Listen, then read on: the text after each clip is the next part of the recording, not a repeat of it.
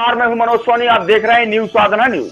इस टीम पर पैसा लगाओ और रातों रात करोड़पति बन जाओ। टीवी से लेकर यूट्यूब तक जगह जगह दिखने वाले ऐसे विज्ञापनों पर अब सरकार की सर्जिकल स्ट्राइक होने वाली है। देश के करोड़ों युवाओं और परिवारों से जुड़ी एक बहुत बड़ी खबर संसद से निकल कर आई है। बुधवार को लोकसभा में विपक्ष ने भारी हंगामे और नारेबाजी के बीच ऑनलाइन गेमिंग बिल 2025 को ध्वनिमत से पास कर दिया गया है।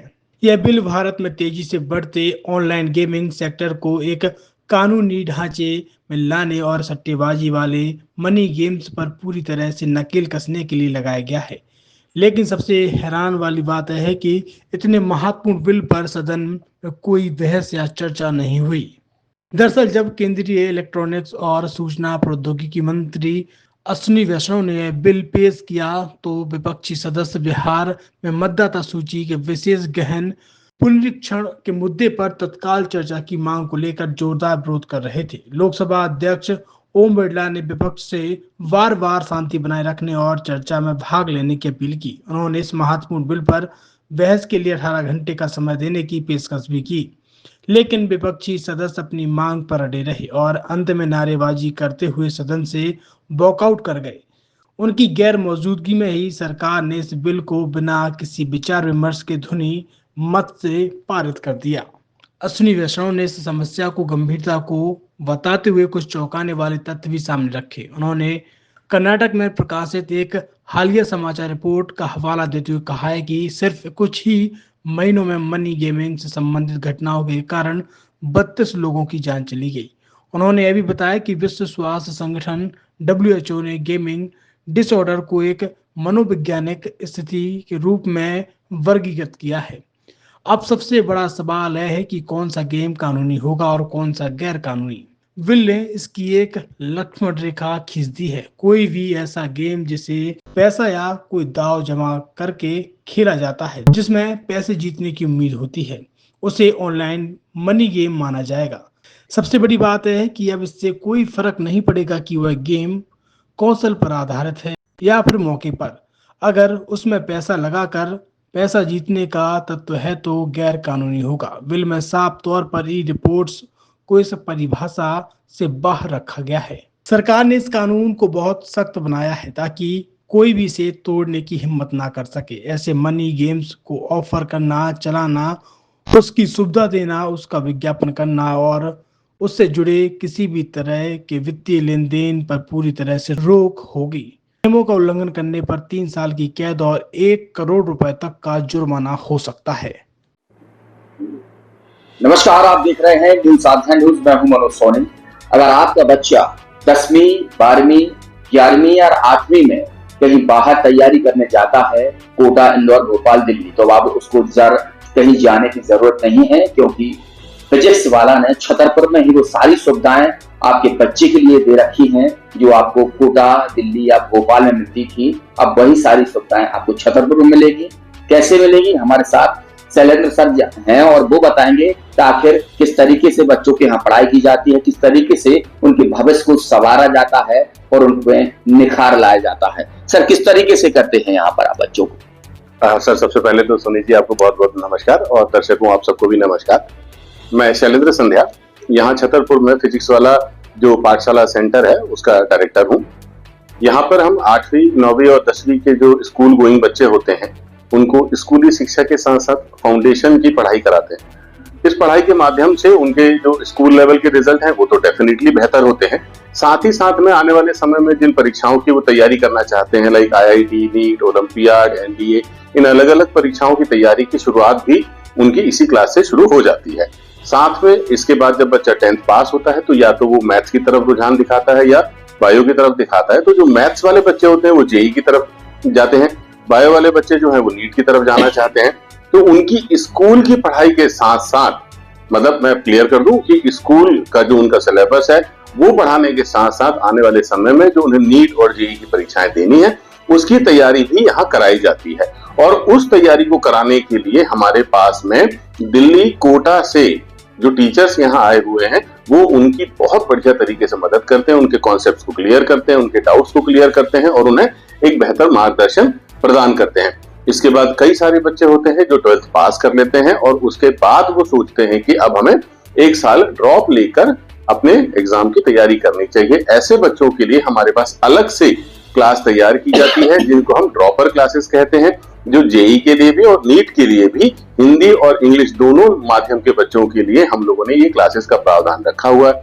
बहुत सारे बच्चे हैं जिन्होंने हमारे पीडब्ल्यू से, जो सालों से फेमस है ऑनलाइन टीचिंग के लिए, बहुत सारे बच्चे ऑनलाइन बैच ले लेते हैं और वो चाहते हैं कि उन्हें कोई ऐसा सपोर्ट मिले जो उनके डाउट्स को, या वो कहीं एक ऐसा माध्यम चाहते हैं जिसमें वो ऑफलाइन टेस्ट दे सकें। तो ऐसे बच्चों के लिए हमारे पास एक बैच प्राइम की सुविधा होती है, जहां पर बच्चा सेंटर में आके अपने डाउट्स टीचर से पूछ सकता है, यहाँ पर आके वो ऑफलाइन टेस्ट दे सकता है, यहाँ पर आके वो अपनी पढ़ाई कंटिन्यू कर सकता है क्योंकि उसकी घर पे पढ़ाई नहीं हो पाती है। तो दोस्तों, जैसा पीडब्ल्यू पूरे देश भर में बच्चों की मदद कर रहा है उनके फ्यूचर को बनाने के लिए, उनके एजुकेशन लेवल को बेहतर करने के लिए, इसी तारतम्य में, इसी श्रेणी में पीडब्ल्यू दिल्ली ने ही अपना एक फ्रेंचाइजी सेंटर यहाँ छतरपुर में ओपन किया है। और हम सभी पेरेंट्स से, सभी बच्चों से ये रिक्वेस्ट करते हैं कि वो जिस तरह से अलग सर ने पूरे देश में बच्चों के एजुकेशन को बहुत ऊपर स्तर पे उठाया हुआ है, हम छतरपुर के बच्चे, छतरपुर के पेरेंट्स, छतरपुर के सारे टीचर्स मिलके अब यहाँ के बच्चों के रिजल्ट को नेशनल लेवल तक लेके जाएं, ये हमारा भी प्रयास है और हम आपका सहयोग और साथ इसमें चाहते हैं। इसमें फीस स्ट्रक्चर क्या रहता है? जैसे मैं बाहर जाती हूँ तो बच्चों को बहुत ज्यादा फीस लगती है, यहाँ वो क्या सुविधाएं हैं यहाँ पर बच्चों के लिए? फीस को लेके आपने बहुत अच्छी बात कही कि जब हम बाहर जाते हैं तो तुलनात्मक दृष्टि से देखा जाए तो रहने का, खाने का और पढ़ाई का जो बहुत बड़ा खर्चा आता है, लगभग 3-4 लाख रुपए लग जाते हैं कभी कभी। तो यहाँ कंपेरेटिवली देखा जाए तो छतरपुर में रह के ही अगर आप उसी लेवल की एजुकेशन लेना चाह रहे हैं तो आपको मात्र 30,000 रुपए से लेके 50,000 रुपए तक अलग अलग क्लास के लिए खर्च करने हैं और आप उसी लेवल की शिक्षा पाएंगे जिस लेवल की शिक्षा के लिए आप कोटा, इंदौर या और किसी अन्य शहर में जाते थे। बहुत सारे ये भी देखा गया है कि जैसे कोटा में बच्चों को तनाव रहता है, कई बार बच्चों की मतलब ये घटनाएं कर देते हैं, गलत कदम उठा लेते हैं। ऐसे में यहाँ पर किस तरीके से ऐसी शिक्षाएं दी जाए जिससे बच्चे गलत कदम भी ना उठा पाए और उनको तनाव भी ना रहे? दोस्तों, ये बहुत महत्वपूर्ण सवाल है क्योंकि हम बात कर रहे हैं करियर को बनाने की, और अगर तनाव में रहकर या तनाव की स्थिति में एक मासूम बच्चा अपने दिन और रात बिता रहा होगा तो मैं एक पिता होने के नाते ये समझ सकता हूँ कि उस बच्चे पे क्या बीत रही होती है। लेकिन अगर वो बच्चा अपने घर पर है, अपने माता पिता के साथ है, तो माता पिता का भी एक कर्तव्य बढ़ जाता है और साथ में बच्चे को एक ऐसा मेंटल सपोर्ट, फिजिकल सपोर्ट घर पे मिल रहा होता है कि वो तनाव रहित हर दिन हो जाता है। घर का रहना, घर वालों का साथ और फिर उसमें की गई तैयारी बिना तनाव के ही होती है। तो मैं सभी को एक सलाह देना चाहूंगा, सबसे पहली बात कि वो घर पे रहें। दूसरे नंबर पे हमने कोचिंग का माहौल, कुछ तनाव कब पैदा होगा? जब या तो आप पढ़ नहीं पा रहे होंगे या आप जो परफॉर्म करना चाह रहे होंगे वो कर नहीं पा रहे होंगे। तो यहाँ पीडब्ल्यू ने इतना अच्छा माहौल बनाया है छतरपुर ब्रांच में स्पेशली कि यहाँ पर बच्चों पर किसी भी प्रकार का प्रेशर होता ही नहीं है। अगर वो टेस्ट दे रहे हैं तो आप यकीन नहीं करेंगे कि टेस्ट के जो रिजल्ट हैं वो हम कॉमनली सारे बच्चों के सामने घोषित ही नहीं करते हैं, क्योंकि हमारा सिद्धांत एक क्वालिटी एजुकेशन है। तो हम उस रिजल्ट को आमतौर पे बच्चों के सामने नहीं लेके आते, पर्सनली उस बच्चे को उसके मोबाइल में ऐप के माध्यम से हमारा रिजल्ट घोषित किया जाता है। यहाँ पर किसी बच्चे को नीचा दिखाना या किसी बच्चे को ऊपर उठाना जैसा कोई भी काम हम नहीं करते हैं जिससे कोई दूसरा बच्चा डिप्रेशन में ना आए या उसे तनाव ना हो। और सबसे बड़ी बात यह है कि एक पारिवारिक माहौल जो हमने कोचिंग में भी रखा हुआ है, एक पारिवारिक माहौल जो उसे घर पे भी मिलेगा। तो इन सब चीजों से हमारी मदद होती है कि बच्चा तनाव रहित रहता है, ना कि तनावग्रस्त। देखा गया कि आपकी जो कोचिंग है पूरे देश भर में मशहूर है, सब लोग जानते हैं।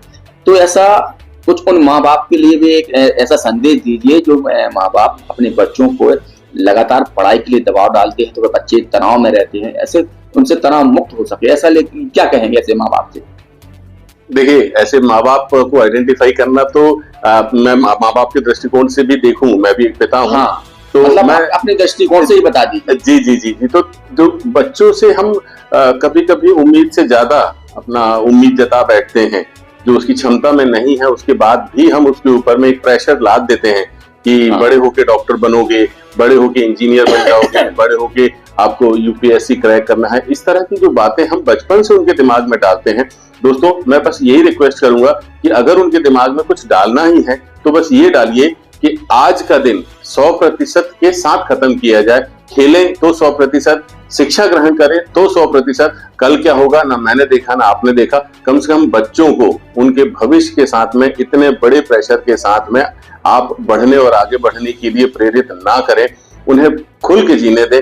जो होना है वो ऊपर वाले ने तय करके रखा हुआ है। हम और आप सिर्फ उन्हें अच्छा मार्गदर्शन देने की कोशिश करें, अच्छी शिक्षा देने की कोशिश करें, ना कि उनपे ये प्रेशर ला दें कि तुम्हें बड़े होके ये बनना ही है।